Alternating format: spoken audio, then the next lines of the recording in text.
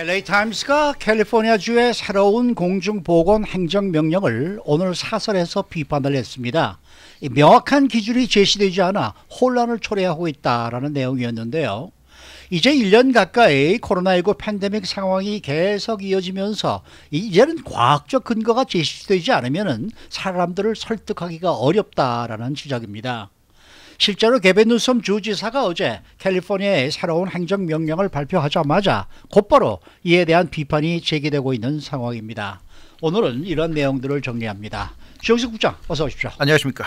LA타임스가 오늘 사설을 통해서 어제 게빈 뉴섬 주지사의 공중보건 행정명령에 대해서 이 비판을 하고 나섰네요. 그렇습니다. LA타임스가 이 최근 강화되고 있는 로컬 정부들의 보건행정명령 캘리포니아가 어제 게빈 뉴섬 주지사가 발표했고 그 전날엔 또 에릭 가세트 LA 시장이 또 LA시의 행정명령을 업데이트했고요. 그 전에는 또 LA 카운티 보건국이 했잖아요. 근데 이런 식으로 로컬 정부들의 보건행정명령이 계속 지금 강화되고 있는데 그런 것들이 이제 혼란을 초래하고 있다고 사설을 통해 비판했습니다.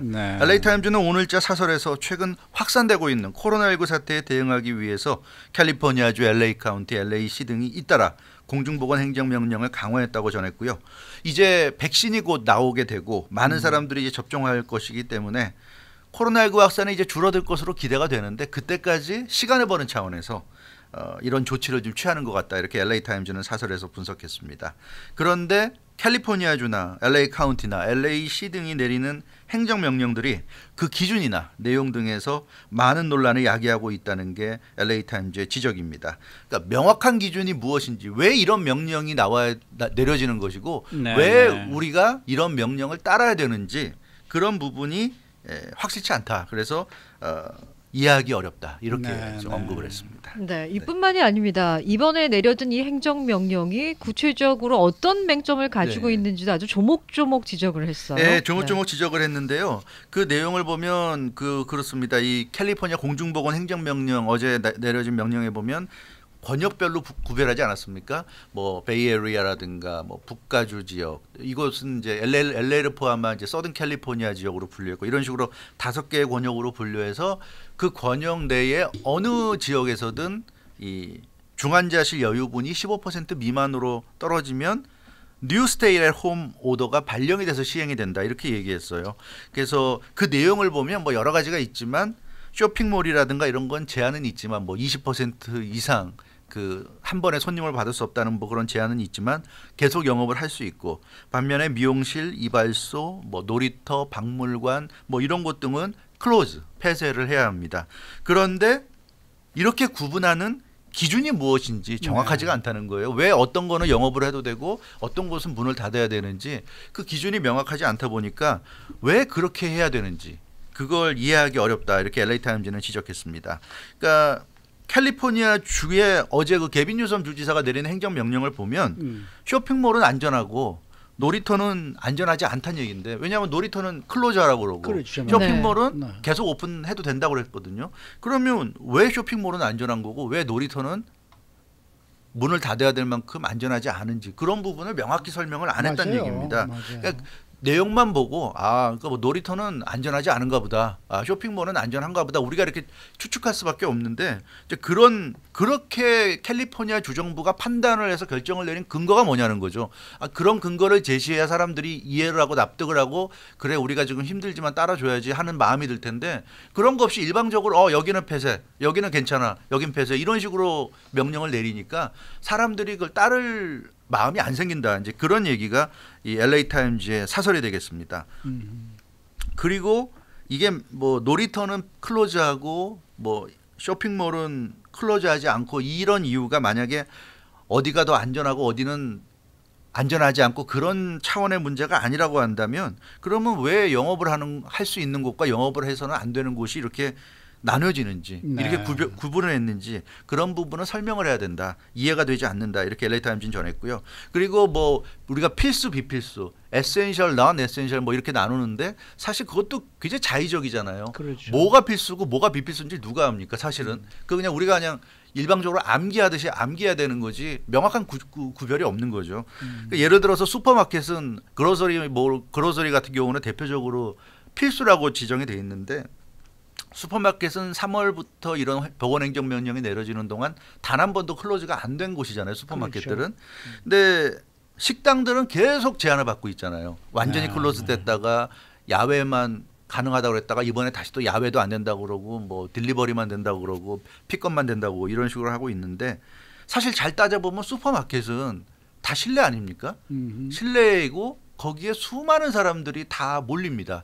그 뭐 가족끼리 모이는 데가 아니잖아요. 모르는 사람들이 불특정 다수가 모여서 장을 보고 쇼핑하는 곳이 아닙니까? 근데 그런 슈퍼마켓은 계속 문을 열게 해주고 식당은 사실 모르는 사람들이 가서 어울려서 식사하지 않잖아요. 가족이랑 같이 가든지 아니면 친한 친구랑 가든지 아는 사람이랑 가는데 그러니까 내가 어느 정도 믿을 수 있는 사람과 같이 가기 때문에 오히려 식당에서 같이 마스크 벗고 대화하고 밥 먹는 게 위험하다고는 하지만 그 사람들은 아는 사람들이고 마켓은 모르는 사람들이 어울린단 말이에요. 물론 마스크는 쓰고 있겠지만 그런 차원에서 왜 마켓은 슈퍼마켓은 계속 필수로 들어가서 단 한 번의 제한도 안 받고 식당은 왜 계속 비필수 뭐 필수라고는 하지만 어찌됐건 계속 제한을 받고 있는데 필수 비필수로 나누는 기준도 불명확하고 왜 이렇게 마켓은 계속해서 영업을 하는 게 허용이 되고 다른 업종들은 또 허용이 안 되고 이 기준이 없다는 거죠. 그런 부분을 LA 타임즈가 지금 강하게 지적을 했습니다. 근데 저만 해도 말이죠. 제가 머리를 좀 깎으려고 이제 이발소를 네. 가지 않습니까? 그러면은 다른 사람은 못 들어오게 하거든요. 이발소에. 네. 그러면 이발을 해주시는 분하고 저하고만 단 둘이서 네. 완전히 마스크를 쓰고 그렇죠. 그다음에 이발을 하는데 왜 이발소는 이렇게 이번에도 예를 들어서 뭐 중환자 병상이 85 네. 이상 등 찰 네. 경우에는 또 이발소 문을 다 닫겠다. 닫게 돼 있죠. 또 미용실 문을 네. 닫겠다.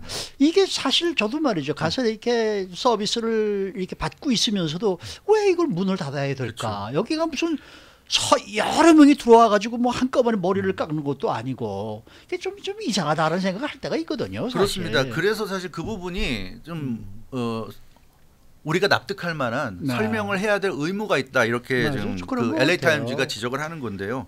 이번에 그 Regional Stay at Home Order 아닙니까? 네. 어제 네. 발표한 정확한 네. 명칭이 Regional Stay at Home Order인데, 그러니까 그 지금 말씀하신 대로 15% 밑으로 중환자실의 그 여유분이 내려가게 되면 해당 카운티 또 해당 권역의 미용실, 이발소, 네일샵 등이 이제 문을 닫아야 됩니다. 지금까지는 수용 인원의 20%까지 제한적으로 영업을 할 수가 있었는데 완전히 이제 클로즈하게 시켰습니다.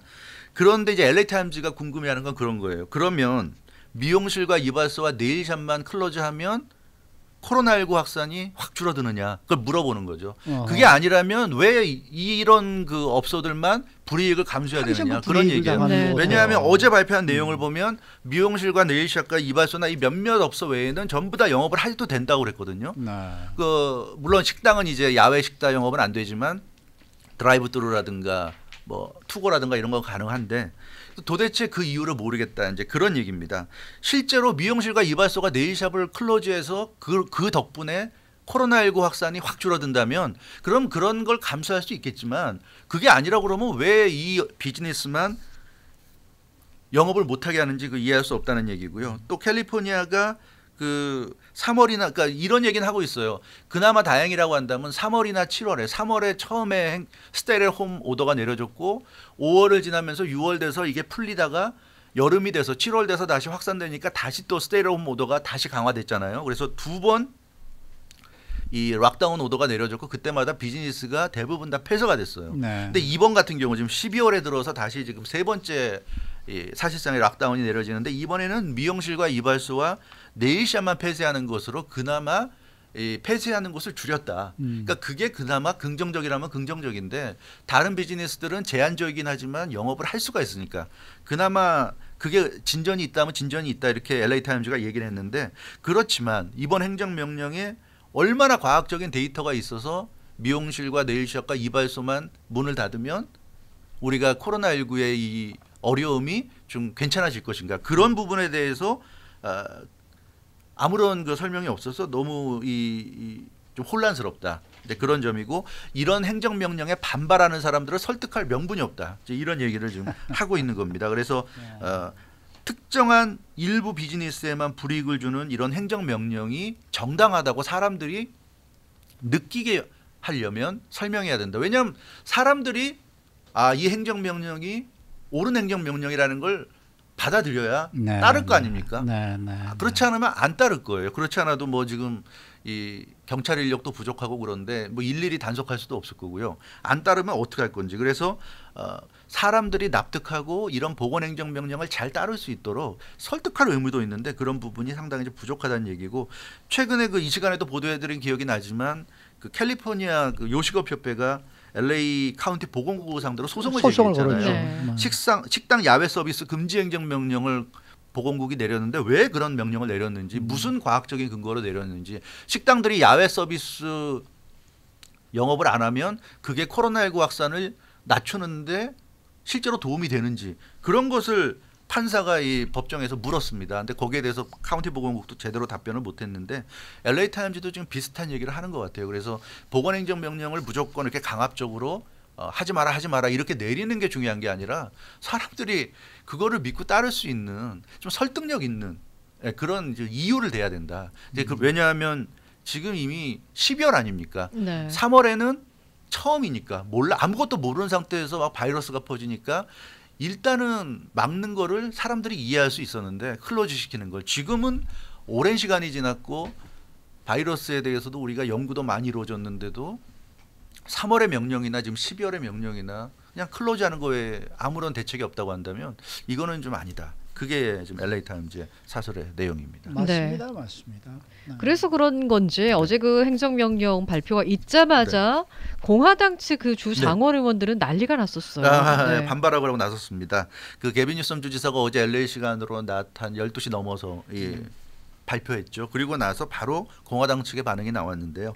멜리사 멜렌데즈 공화당 주상원 의원이 공개적으로 이 게빈 뉴섬 주지사에 대해서 비판했는데 뭐라고 했냐면, 캘리포니아 주민들이 이제는 행정명령에 지쳐 있다는 것을 주지사만 모르고 있다 이렇게 얘기했고요. 많은 캘리포니아 주민들이 자녀들의 학교 교육이 중단된 것을 지금 걱정하고 있는데, 물론 어제 행정명령에는 뭐 이런 그 지적이 있어서 그런지 학교를 클로즈하지 않아도 된다는 아마 그런 쪽으로 나온 것으로 알고 있는데요. 이 게빈 뉴섬 주지사 자녀들은 그동안 학교가 클로즈된 상황에서도 학교에 나가서 직접 사립학교 다녔으니까. 네. 사립학교에서 대면 수업을 받았단 말이에요. 그래서 주지사 자녀들만 학교에서 대면 수업을 받았다. 그러니까 이게 내로남불이다. 남들은 못하게 하고 본인만 이렇게 했다는 거죠. 뭐 게빈 뉴섬 주지사가 모임하지 말라고 그래놓고서 자기는 식당에 가서 뭐 모임을 한 것도 좀 드러나서 계속 이 내로남불 지적을 받고 있고요. 또 생존을 위해서 힘겹게 버티고 있는 수많은 비즈니스들의 어려움을 외면하고 있다고 또 공화당의 이 주상원 의원을 지적했습니다. 올해 캘리포니아에서 이제 1년이 거의 다 됐는데 올해 들어서 코로나19 사태 때문에 19,000여 곳이 퍼머넌틀리 클로즈했다고 그럽니다. 이 공화당 주상원 의원이 얘기하는 거는. 그래서 이미 2만여 개에 달하는 크고 작은 비즈니스들이 문을 닫았는데 얼마나 더 많은 비즈니스들을 문을 닫게 할 작정이냐 이렇게 비판을 했고요. 강압적으로 행정명령을 내놓는다고 해서 무조건 집에 있어라, 문 닫아라 그렇게 한다고 해서 이 코로나19 문제가 해결될 그럴 상황이 아니지 않느냐, 이제 이렇게 공화당 의원이 지적하고 그러니까 나섰습니다. 뭐 지금 공화당 측에서는 이 과학적 근거를 좀 내놔라 하는 소리도 같이 하고 있어요. 그렇죠. 네. 왜냐하면 많은 사람들이 어찌됐건 일상생활에 또 경제활동을 하는데 지장을 받고 있으니까 그런 불이익을 내가 왜 감수해야 되는지를 그 설명을 해야죠. 그렇지 않으면은 그건 안 되는 거죠. 이 효과를 낼 수 없을 거예요. 지금 저도 들리는 얘기 들어보면 뭐 한인타운에서도 원래 술집 노래방 같은 게 안 되는, 영업을 하면 안 되는데 다 하고 있다고 그래요. 지금 뭐 물론 겉으로는 문을 닫고 있는 것처럼 보이지만 영업을 하고 있다는 얘기도 좀 들리고 있는데, 그게 이런 행정 명령을 사람들이 납득을 못하니까 받아들이지 않는 거거든요. 그래서 공화당의 주상원 지도자 이 세넌 그로브 원내대표는 이 게빈 뉴섬 주지사가 행정 명령을 남발하면서 시민들 삶을 고달프게 만들면서 괴롭히고 있다 이렇게 주장을 했고요.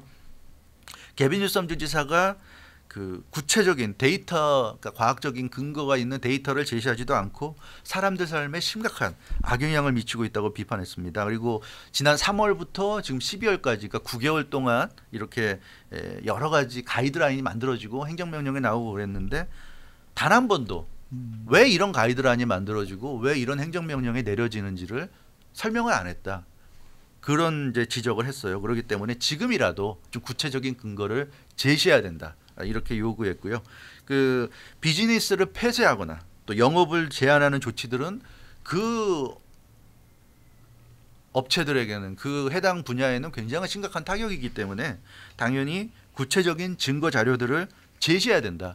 이런 조치를 해야만 코로나19 확산을 막을 수 있다는 그런 그 근거 자료를 제시해야 된다 얘기하고 있고, 앞서 말씀드렸던 그 소송에서 판사도 그런 얘기를 했어요. 뭐 코로나19가 확산되니까 사람들이 많이 모여서 그러니까 막아야지.